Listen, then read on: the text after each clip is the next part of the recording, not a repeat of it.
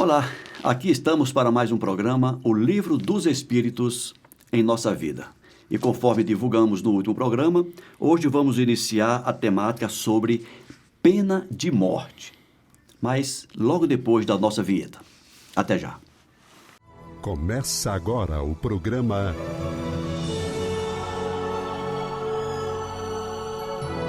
O Livro dos Espíritos em Nossa Vida. Alcir Almeida, seja bem-vindo. Obrigado, Ricardo, obrigado a cada um de vocês que nos acompanham pelas mídias sociais da Comunhão Espírita de Brasília. Muita alegria, muito honrado de estar aqui com vocês compartilhando esse espaço para a gente debater coisas que às vezes parecem tão distantes, mas na verdade compõem o nosso dia a dia. Sim, e por isso que o nome do programa é O Livro dos Espíritos em Nossa Vida. Muito bem, Almeida. É bom relembrar, né? Se pergunta isso, né? Por quê? Para que eu vou estudar isso? O que é que isso tem a ver com a minha vida, né? Com certeza. E você lembrou muito bem das 1019 questões contidas no Livro dos Espíritos. Todas elas têm uma participação efetiva no nosso dia a dia. Uhum.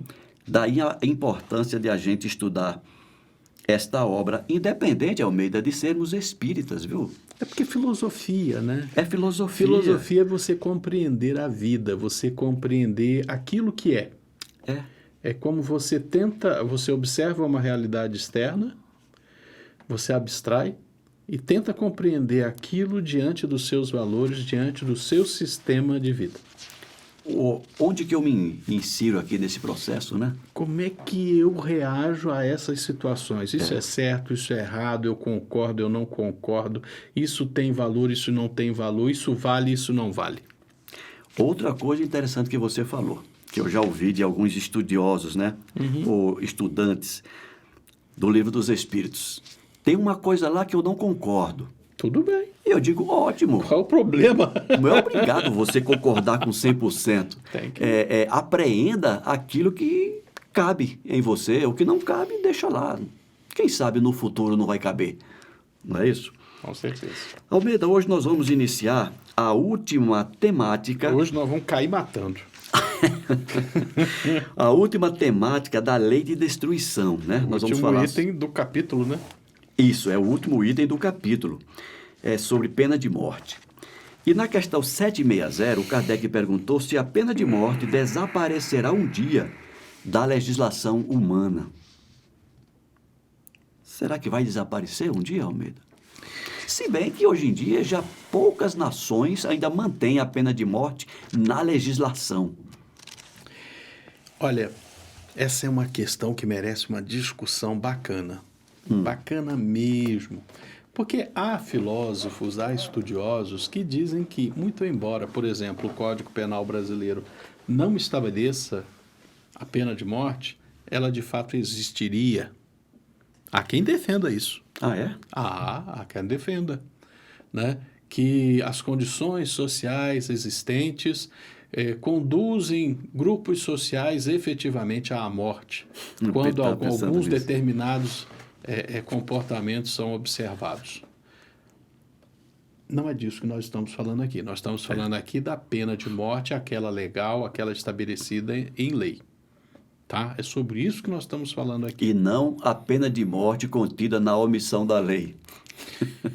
Ou, como diz o outro, ou aquela que efetivamente existe na rua. E não saia com um carro reconhecida. bacana, saia com um Rolex no pulso e vá para alguns lugares de algumas metrópoles brasileiras e diga que não vai entregar o relógio para ver se você não estará condenado à pena de morte. Mas não é disso que nós estamos falando aqui. Exato. Enfim, a pergunta vai desaparecer da legislação, da lei? É aquela história. Qual é a origem da lei? Qual é a origem do direito? Né? Que eu sempre brinco, e algum advogado que estiver ouvindo pode ficar ofendido com a minha brincadeira, eu peço antecipadamente desculpas. Por quê? Porque o Poder Judiciário não se importa em fazer justiça, ele se importa em aplicar a lei. E são duas coisas diferentes. É. Mas falando de legislação, nós estamos falando do direito. E algum dia a pena de morte desaparecerá dos códigos de direito? Aí eu não tenho a menor dúvida. Sim. Né? Algum dia as sociedades, no plural, perceberão que não têm o direito de tirar a vida. Por pior que seja um malefício cometido. E eu acrescento,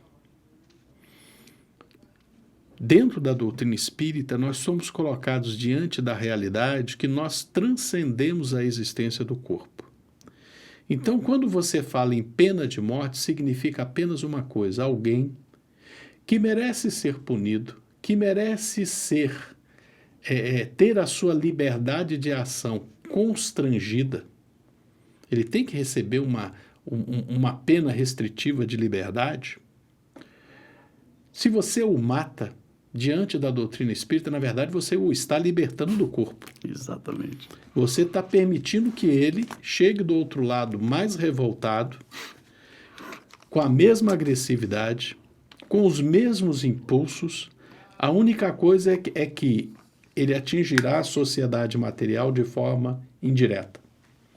Ao invés de cometer um assassinato, roubar, atacar, ele vai influenciar um ou mais sujeitos à ação dele. Ele vai tentar influenciar. Né? É a única coisa que a pena de morte efetivamente faz, segundo a doutrina espírita. Uhum.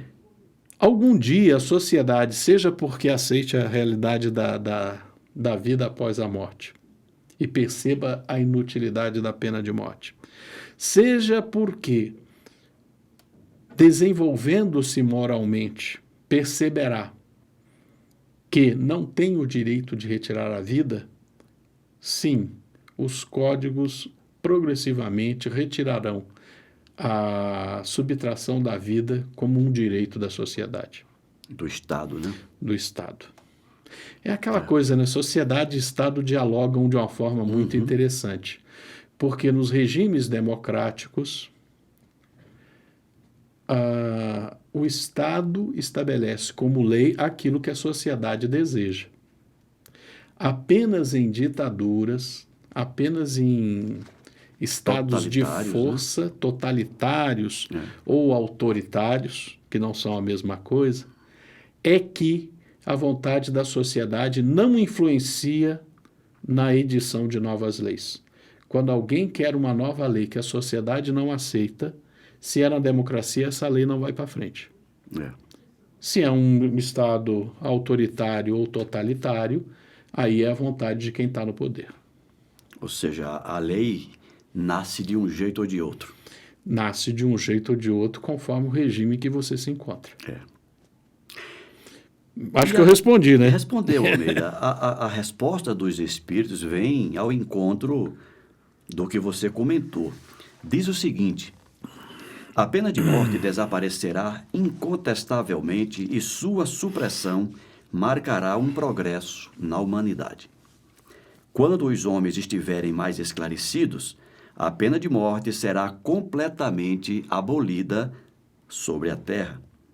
Os homens não terão mais necessidade de serem julgados pelos próprios homens. Falo de uma época que está ainda muito distante de vós.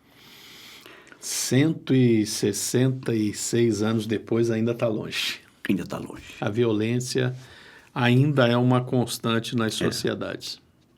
Eu entendo, uma vez, num grupo de estudo, eu falei de algumas profissões que um dia não farão o menor sentido. A nossa é uma. Militares é uma delas. Polícia é outra. Advogado é outra. É interessante isso, né? Porque efetivamente o advogado só tem utilidade enquanto houver conflito. que é a mesma questão do militar. Exato. O militar é o conflito armado. Exato. E o advogado é o conflito de várias naturezas que não armadas. Eu costumo dizer de maneira diferente. Eu digo, o que justifica o advogado é a incapacidade nossa de resolver amigavelmente os nossos problemas. Aí estabelece-se o dissenso, o conflito. E aí precisa de um terceiro vir para arbitrar ali e um quarto que vai... Como o arbitrar é o juiz. É que cada um vai com seu assessor. É verdade, tem razão. Os assessores e um quarto ali vai arbitrar e bater o martelo naquilo que nós não tivemos competência para resolver entre nós.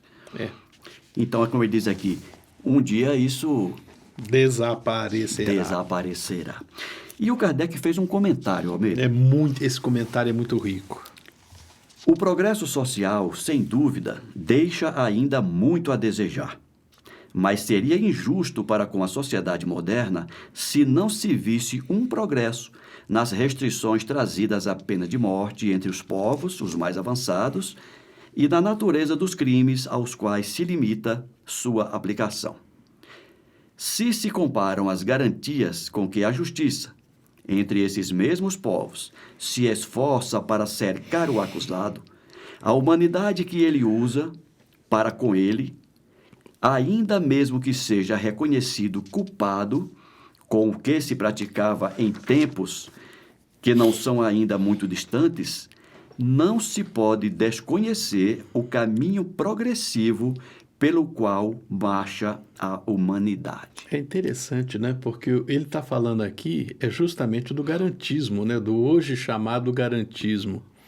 As leis, cada vez mais, dentro de um processo evolutivo das sociedades, estão tendentes a garantir, mesmo ao criminoso, sabidamente culpado, sabidamente ladrão, corrupto, o que se quiser, né?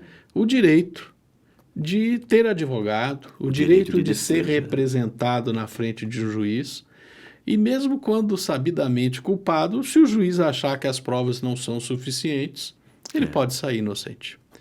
E por mais duro que isso possa parecer, e por mais injusto que isso possa parecer, é progresso. Terrível isso, hein? Eu vou fazer uma correçãozinha bem... Uma correção não. É apenas um comentário que... Você disse que mesmo ele sendo como diz todas as provas... Como ele sendo patentemente culpado, o juiz pode não reconhecer isso e dar-lhe inocência. Agora ficou melhor, porque ele não deixa de ser culpado jamais. Não, é aquela história, né? A consciência dele sabe. Ele sai não condenado. Aliás, você falou uma coisa importantíssima. No português, a gente fala culpado ou inocente. No direito anglo-saxão, é guilt or not guilt. É culpado ou não culpado. Exato. Porque ninguém pode efetivamente dizer que alguém é inocente. Porque a justiça não trata de provar a inocência. A questão do direito, falei justiça e está errado, a questão do direito não é provar se alguém é inocente. A questão do direito é, só merece ser condenado aquele que é comprovadamente culpado. Ele pode ser culpado, mas você não comprova, ele é não culpado. Isso, mas não inocente.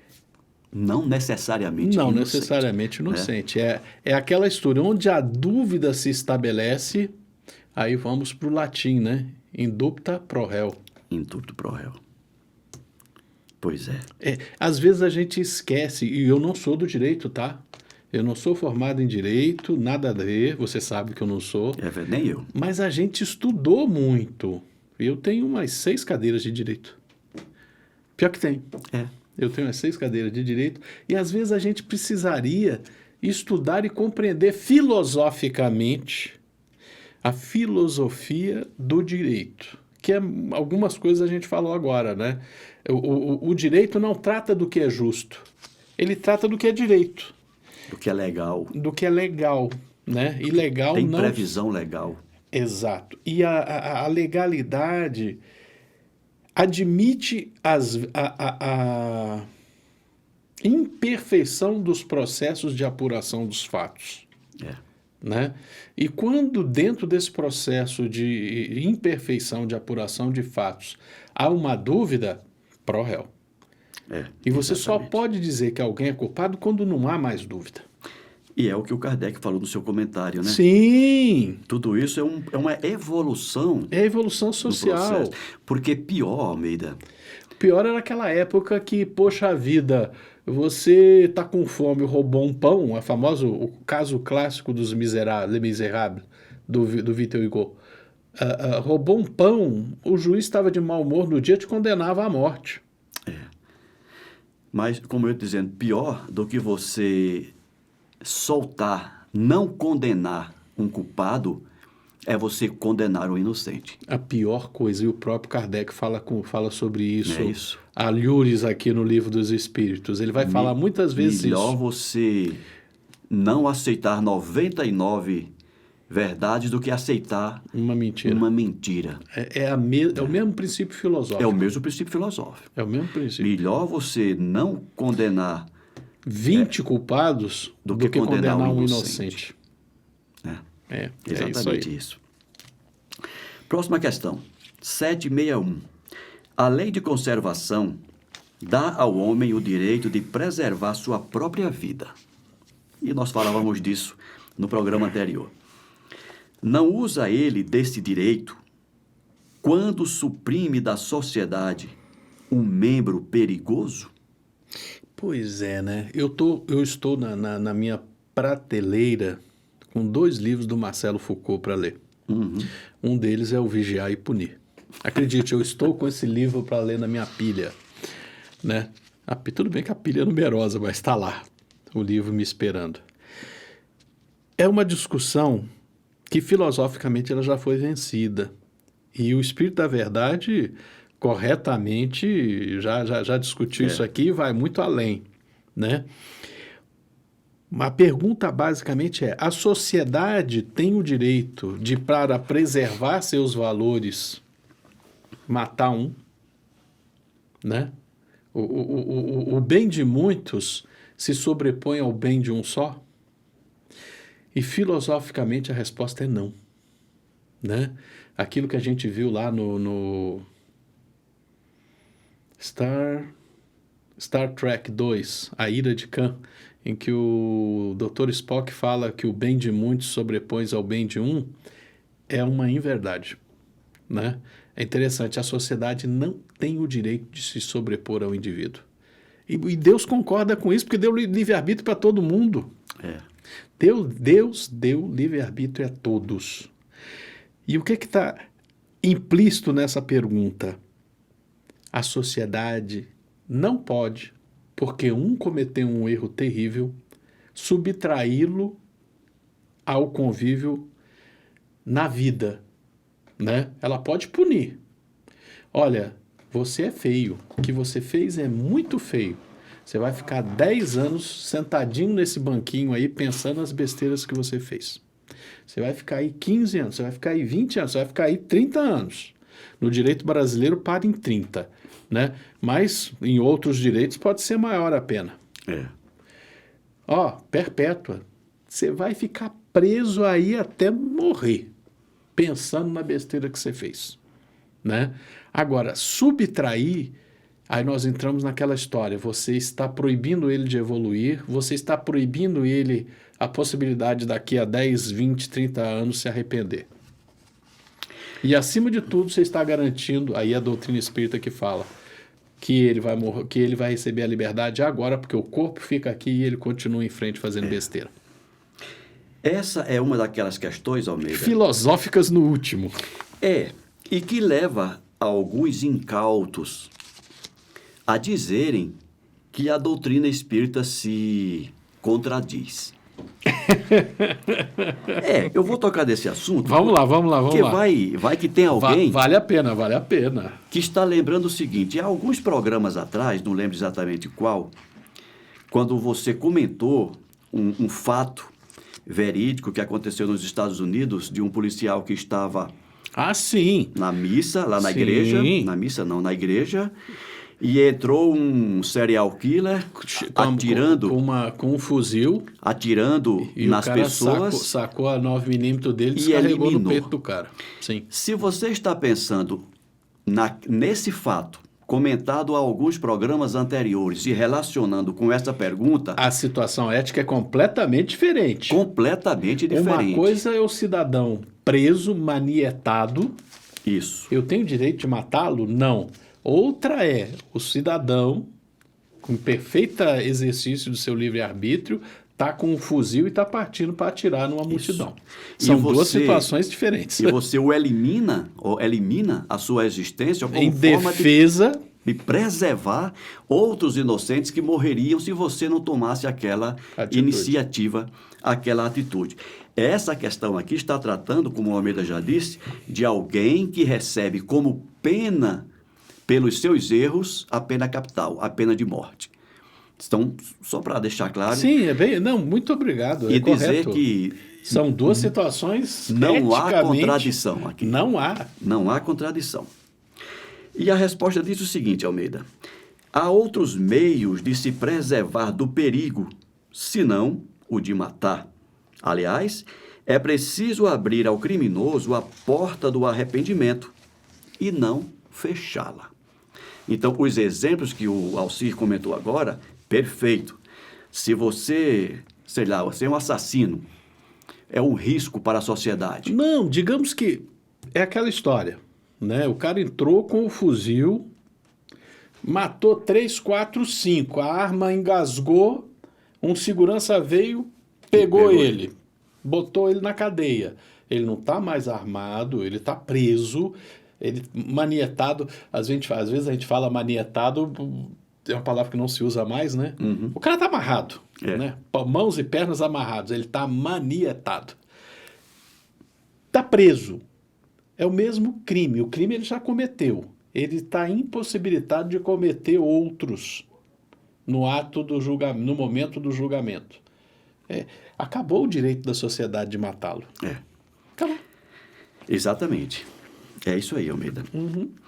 Vamos à frente. Eu ia sugerir a gente comentar um pouquinho aqui e não avançar, porque tem muita, senão a gente vai quebrar. É verdade, Almeida. Nós temos apenas 5 minutos.